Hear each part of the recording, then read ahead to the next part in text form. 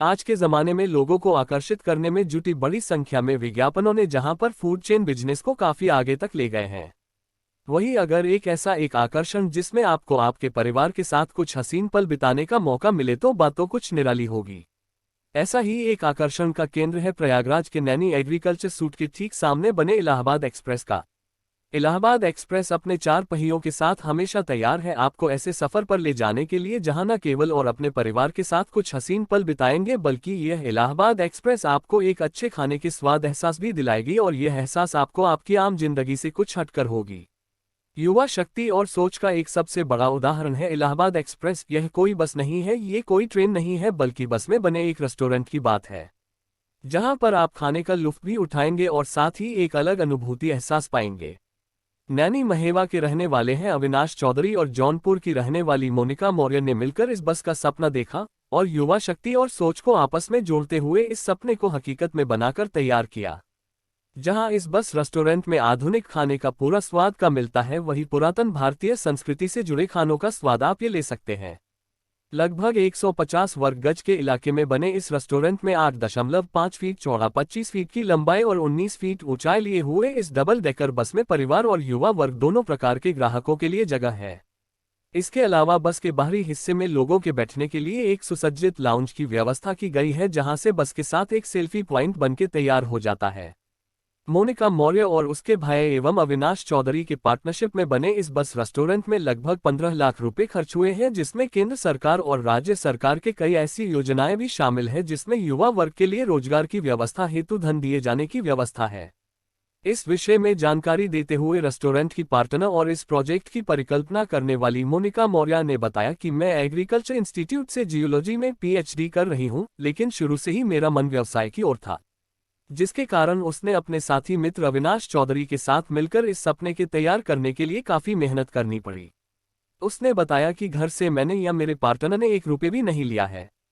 जो कुछ भी मेरे और मेरे पार्टनर के पास था, उसके अलावा केंद्र और राज्य सरकार द्वारा चलाई जाने वाली विभिन्न योजनाओं के तहत आवेदन कर पैसों का इंतजाम किया गया है। युवा सोच और महिला सशक्तिकरण का उदाहरण बनाने वाली इस बस रेस्टोरेंट की पार्टनर मोनिका अपनी व्यथा को बताते हुए कहा कि जब इस सोच और परियोजना को लेकर हम लोग कई जगहों पर आवेदन किया तो सब ने यही कहा था कि क्या महिला द्वारा इस प्रकार की सोच और परिकल्पना को पूरा किया जा सकता है। उस वक्त लोगों ने मेरे और मेरे मित्र का काफी मजाक भी उड़ाया था, लेकिन हम लोगों ने हिम्मत नहीं हारी और आखिरकार 26 मई को अपने सपने को साकार करते हुए इस बस रेस्टोरेंट को बनाकर तैयार कर लिया। इस बस रेस्टोरेंट में आने वाले ग्राहकों से जब बातचीत की गई तो उन्होंने इसके खाने के साथ साथ इसके अंदर और बाहर के लुक को काफी सराहा। उन्होंने न केवल इसके लुक बल्कि आसपास के माहौल को काफी पसंद करते हुए कहा कि इस प्रकार की थीम रेस्टोरेंट से वे काफी खुश हैं और इसमें बैठकर खाना खाते पर एक बस के सफर की अनुभूति होती है, जिसके कारण इस बस रेस्टोरेंट का महत्व काफी बढ़ जाता है। खाने की तारीफ करते हुए उन्होंने ये कहा कि प्रयागराज में इस तरह से खाना खाने का मजा उन्हें पहली बार मिलता है। अभी तक जिस प्रकार के होटल और रेस्टोरेंट में वह खाना खाने गए थे, वहां का माहौल करीब करीब एक जैसा ही होता है, जिस वजह से काफी एकाकी रूप और खाने का शौक एक जैसा ही लगता है। लेकिन बस रेस्टोरेंट में बैठकर खाना खाते वक्त एक अलग ही मजा मिलता है, चाहे हम बस के अंदर बैठे या बस के बाहर, हमें काफी मजा आता है। बहरहाल जहां एक और इस बस रेस्टोरेंट्स अपने शुरुआती समय में ही लोगों को अपनी ओर आकर्षित करने का काम किया है, वहीं दूसरी ओर विदेशों में चल रहे थीम रेस्टोरेंट और कैसे चैन से लोगों को रूबरू कराने का काम भी किया है। अभी तक दिल्ली, एनसीआर, मुंबई जैसे बड़े बड़े शहरों में हवाई जहाज या ट्रेन के अंदर खाने का नजर लोगों ने उठाया है, वहीं अब प्रयागराज के लोग भी इस प्रकार की थीम रेस्टोरेंट्स रूबरू होते हुए खाने का मजा लेंगे।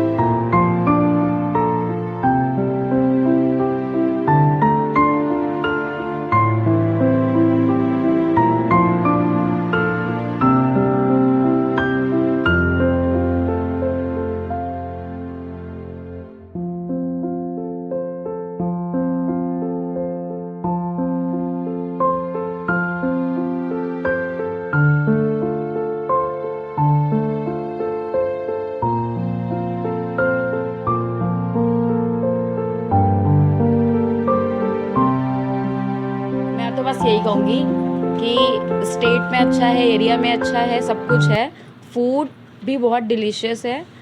And then double decker bus तो है ही है, ट्रैवल के लिए तो हम लोग ने बहुत इन्जॉय किया, पर फूडिंग के लिए भी बहुत अच्छा इन्जॉयमेंट है यहाँ पे। एंड देन बच्चों के लिए बहुत अच्छा इन्जॉयमेंट है।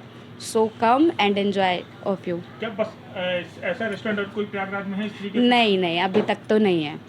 बस का पहला है?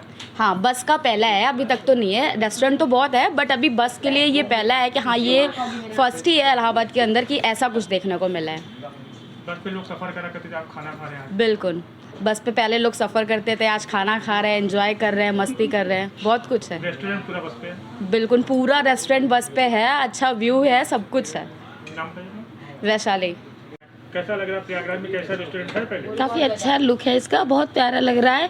बच्चों के साथ आने में काफ़ी अच्छा मज़ा भी आ रहा है और कुछ नई यूनिक चीज़ देखने को मिल रही है, तो ये हम लोग को काफ़ी अच्छा लगा। क्या प्रयागराज में ऐसा कोई रेस्टोरेंट? नहीं, अभी तक तो नहीं है, अभी फर्स्ट टाइम हम लोगों ने यहाँ पे आए हैं और हम लोग को लेकिन काफ़ी अच्छा लग रहा है। किस चीज़ पे बना है? क्या ये बस पे बना हुआ है और रेस्टोरेंट ये काफ़ी अच्छा है।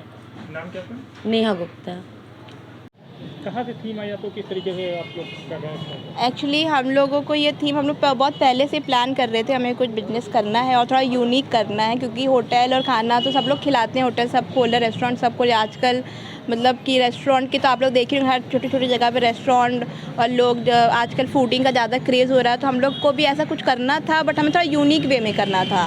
मतलब ऐसा नहीं था कि बस 4 कमरे में बैठ के लोग खाना खा रहे हैं और जा रहे हैं, नहीं, उनको थोड़ा एक्सप्लोर, थोड़ा उनको और मज़ा आए, नई चीज़ें देखें वो, तो थोड़ा वो भी फ़न करें। तो उस वहाँ से फिर हमने सोचना स्टार्ट किया, फिर हमने थोड़ा रिसर्च करी कि हम कैसे नया कर सकते हैं। तो फिर हमने देखना स्टार्ट किया, जो फूड कार्ट लोग करते हैं, जो फूड वैन्स होती है, जो मूविंग होती हैं, उसको देख के थोड़ा हमें आइडिया आया कि हम ऐसा कर सकते हैं। तो फिर काफ़ी कुछ रिसर्च करने के बाद हमने फिर ऐसा फाइनल किया कि हमें ये करना है। फिर हमारे जितने पार्टनर्स हैं वो सब स्टूडेंट हैं, उसमें मेरा सगा भाई है जो कि बाहर रहता है, बाहर पढ़ता है, वो वहाँ से रह के हम दोनों, वो वहाँ रहता है, मैं यहाँ रहती हूँ, मेरे एक और पार्टनर, हम तीनों ने मिल के काफ़ी मेहनत करी है यहाँ पे। और गवर्नमेंट के बहुत सारे स्कीम्स हैं जिसके थ्रू हमें फ़ायदा मिला, इसको मतलब कि आगे बढ़ाने के लिए हमें फाइनेंशियली बहुत हेल्प हुई। गवर्नमेंट ने बहुत सारे स्कीम निकाले हैं, तो उसके थ्रू हमें काफ़ी सारी हेल्प हुई, जिसके थ्रू हम ये सक्सेसफुल हो पाया है हमारा। डबल डेकर बस ही आपने जो रखा है? डबल डेकर बस हमने इसे रखा क्योंकि थोड़ा सा सिंगल डेकर अच्छी नहीं लग रही, सच बताऊँ तो, लेकिन डबल डेकर हमने इसे रखा क्योंकि ऑलरेडी हमने ये थीम एक जगह देख रखी थी, दिल्ली वगैरह में बस है, बट वो उसको हमें थोड़ा और अच्छा करना था। ऐसा नहीं हमें करना था कि बस एक सड़क के किनारे हमारा एक बस लगा रहे, लोग आए बैठे और जाए, नहीं, हमें पूरा एक प्रॉपर एम्बियंस देना था कि लोग आएँ, अच्छे से एंजॉय करें। आजकल लोगों में एक बहुत क्रेज़ है रील्स बनाने का, फ़ोटोज़ खींचने का, और तो हमने भी फिर उसी सब चीज़ों को मिक्स करते हुए पूरे आज का जो जनरेशन है, आधुनिक के ट्रेंड्स जो भी चल रहे हैं, हमने उसको पूरा मिक्स करके हमने अपना ये प्रॉपर रेस्टोरेंट जो प्रयाग एक्सप्रेस के नाम से हमने पूरा उसको बनाया है। डबल डेकर बस को पूरा? जी, डबल डेकर बस को, इसमें पूरा आपको एयर कंडीशनर बस है हमारी, बाहर आपको ओपनिंग में मिल जाएगा, प्लस हमने रूफटॉप भी रखा है, हर एक चीज़ को हमने ध्यान रख के, ये प्रॉपर हमारा एक फैमिली रेस्टोरेंट है। यहाँ पे कोई मतलब कि फैमिली आके बहुत अच्छे से अपने आप को कंफर्टेबल फील करती है, और हमारा जो फूडिंग है वो भी हमारा बहुत अच्छा है, उसका भी हमें बहुत अच्छा रिव्यू मिल रहा है। और अभी ये बस 26 मई को ही ओपन हुआ है, तो जिस हिसाब से हमारा ये रिव्यू चल रहा है, अगर सब लोग ऐसे हम लोग को सपोर्ट करेंगे तो हम लोग, हमारा बिजनेस बहुत आगे जाएगा। अपना नाम बताइए। मेरा नाम मोनिका है, और जो मेरा एक और पार्टनर है, मेरा